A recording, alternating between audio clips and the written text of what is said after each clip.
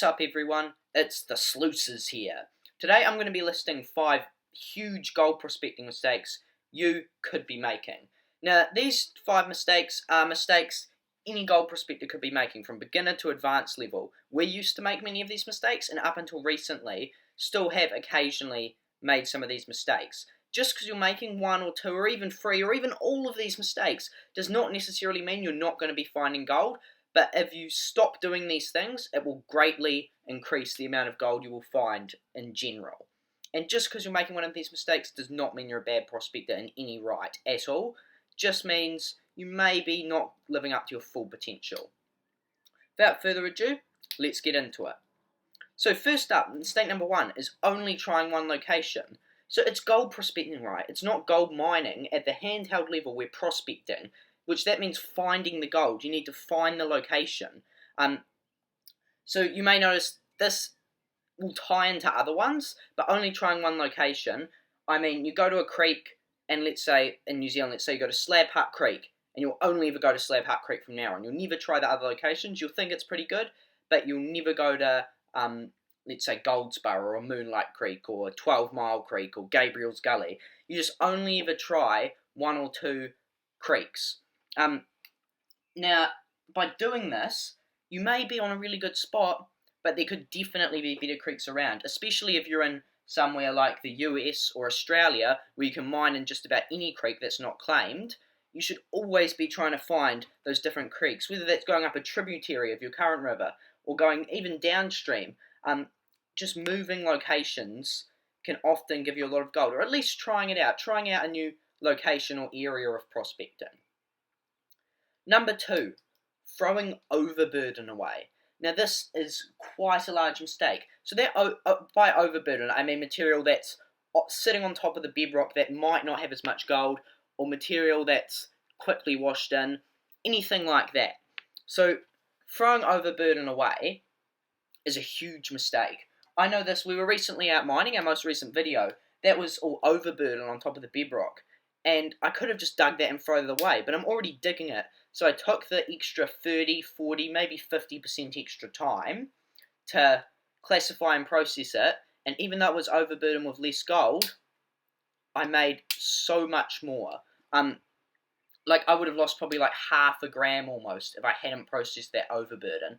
There is, even if it's not the richest material, if you throw that fresh flood gold, fresh material on top away, you can be losing so much. You're already digging it, so even if you don't classify it, even if you're just chucking it straight down the sluice, it might be losing a teeny bit of the gold. There is almost always gold in overburden, even if it's just since the most recent flood. Even if it's just a little bit of flood gold, if there was good gold on the bottom, there'll likely be good gold on the top as well, even if it's fresh. Might not be anywhere near as good, but you still should not throw it away. Always process the material you're digging.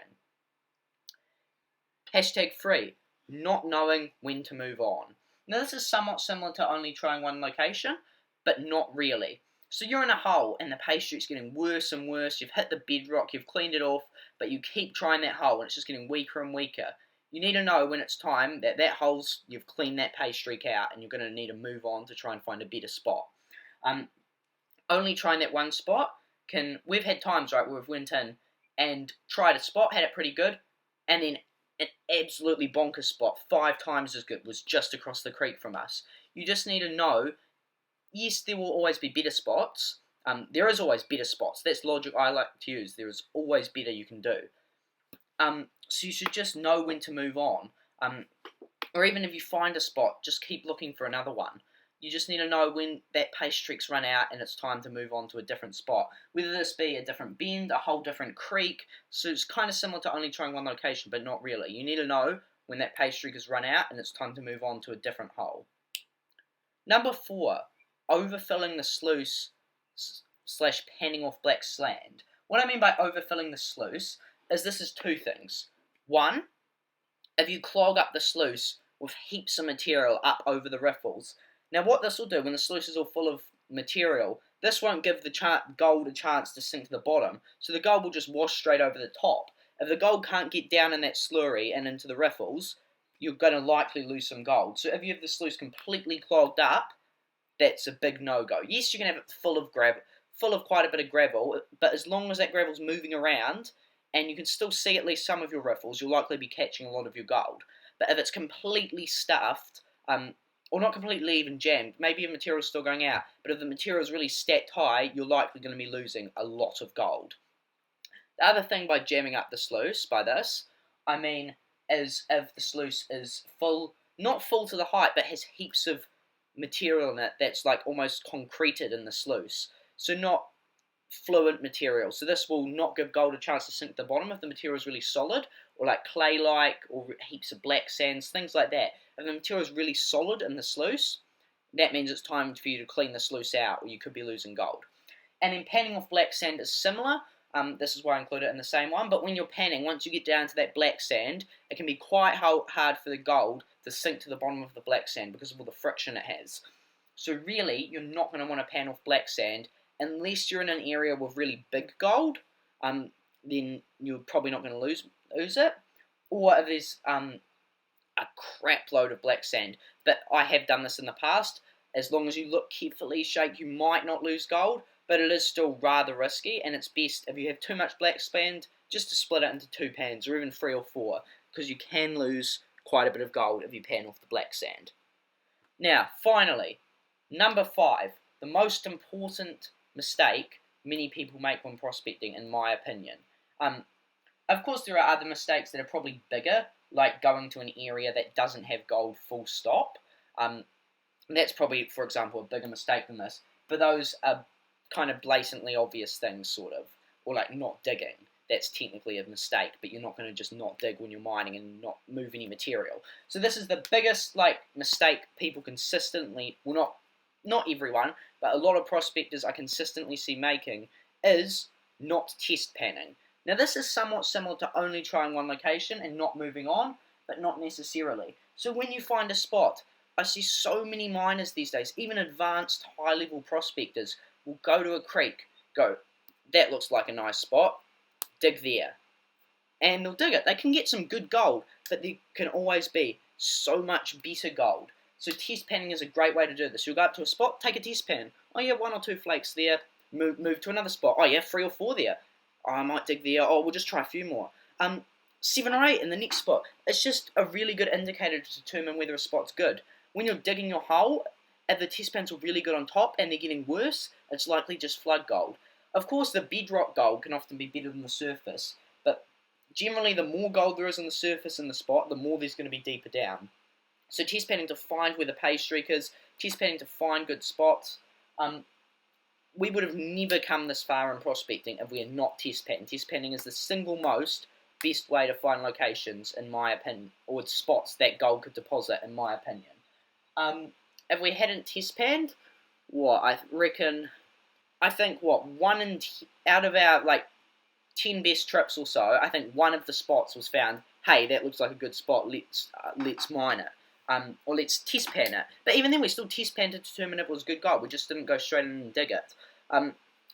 You just need to go test pan until you find that good spot, until you're happy with it. That is the single most best way to find gold deposits.